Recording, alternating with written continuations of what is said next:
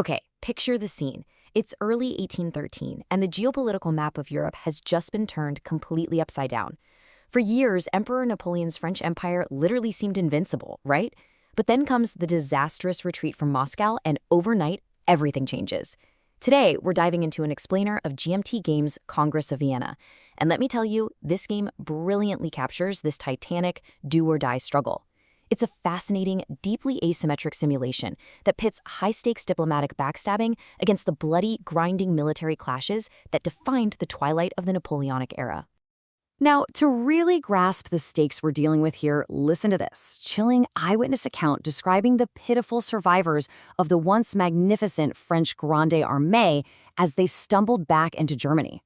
I did not see any weapons or cavalry. Only men suffering hardships with frightful wounds, those who lack their hands, arms, or feet, completely lost by the freezing. We aren't just talking about a minor military setback. This was an apocalyptic catastrophe.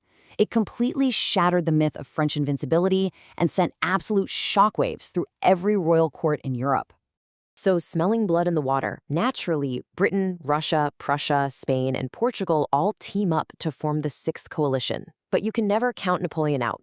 Through truly extraordinary efforts, pulling troops from Spain, rallying whatever survivors he could find, he desperately manages to raise a massive, brand new army of 650,000 men to try and reassert Imperial France's dominance. It's the ultimate collision course, and that exact powder keg is where our simulation kicks off. Here's our game plan for how we're going to bridge all this dense history right onto the tabletop. We'll start with Europe on the brink, then break down the four major powers, explore the dual theaters of play, walk through the sequence of play, and finally, look at how you can go about rewriting Napoleonic history. All right, moving right along to Section 2, the four major powers. This is where the asymmetric strategies really come to life.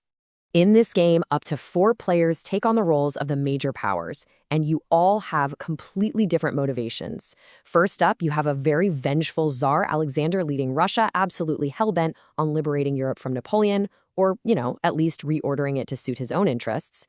Then there's Great Britain, locked in a desperate maritime and economic struggle for survival, heavily bankrolling the coalition.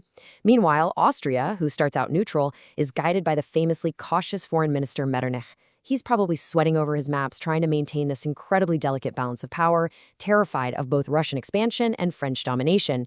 And then, of course, you have France, controlled by Napoleon himself, fighting a frantic multi-front war just to keep his empire from crumbling as the jaws of his enemies close in. Let's shift gears a bit for Section 3, the dual theaters of play. We're looking at diplomacy versus the military. The game board itself is conceptually split right down the middle into 2 totally different worlds.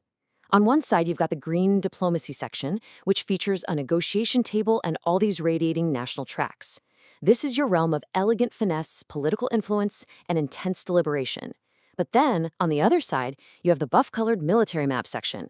This is a stylized look at Europe where the brute force, bludgeon-like tactics of the war phase actually happen. And here's the kicker. The game explicitly warns you that if you just rely on those military bludgeons, you are totally doomed to fail. You absolutely have to master the delicate art of diplomacy to pull out a win.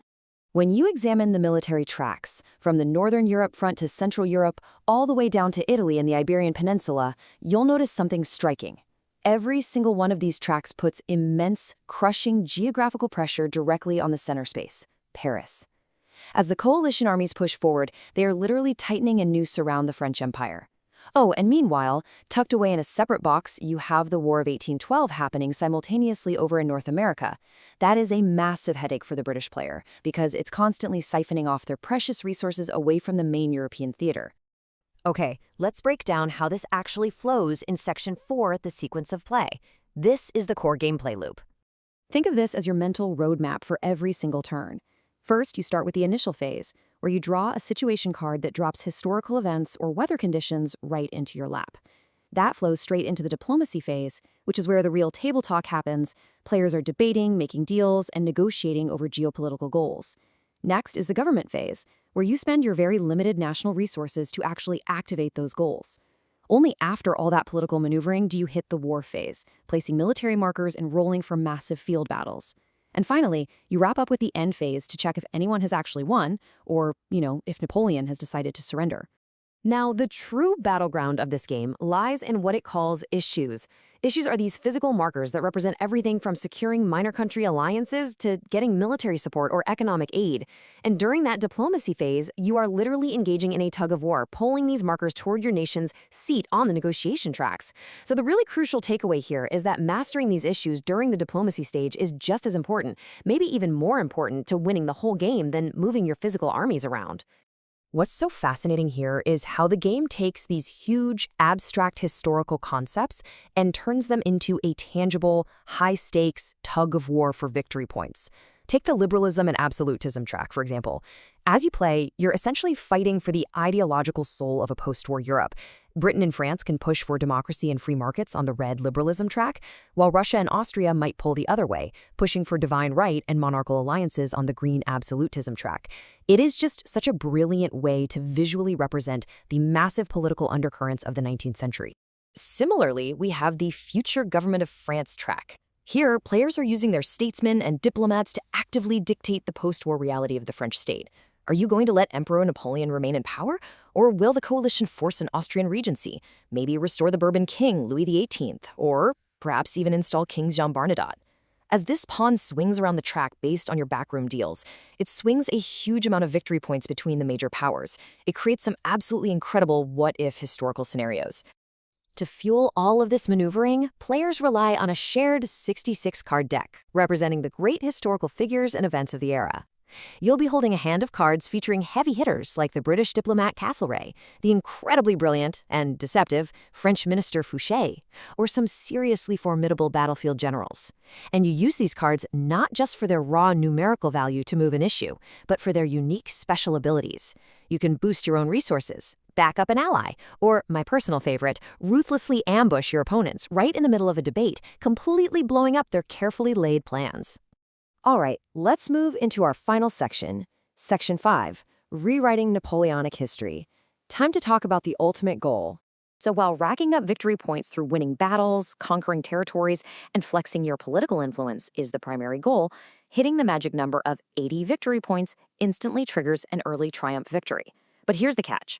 If you make your grand strategy too obvious and sprint for points too early in the game, the other three powers will absolutely band together to ruin your day. It's a guarantee, so you have to be really crafty, carefully masking your true intentions while quietly securing your position. If no one manages to pull off an early triumph, the game tracks up to 10 brutal months of historical campaigning.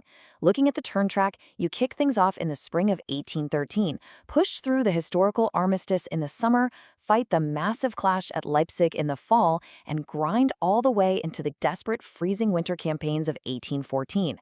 If Napoleon manages to survive without his capital falling, or if one power successfully maneuvers their way to total dominance by the end of turn 10, the new map of Europe is officially set. So it all comes down to this. When you sit down at the table, draw your hand of cards, and look at the board, history is no longer set in stone.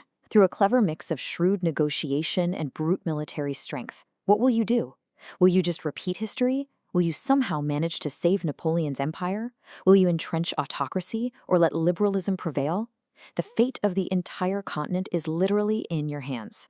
Thanks for joining me for this explainer, and I really hope this deep dive gives you the exact tools you need to completely master your next campaign.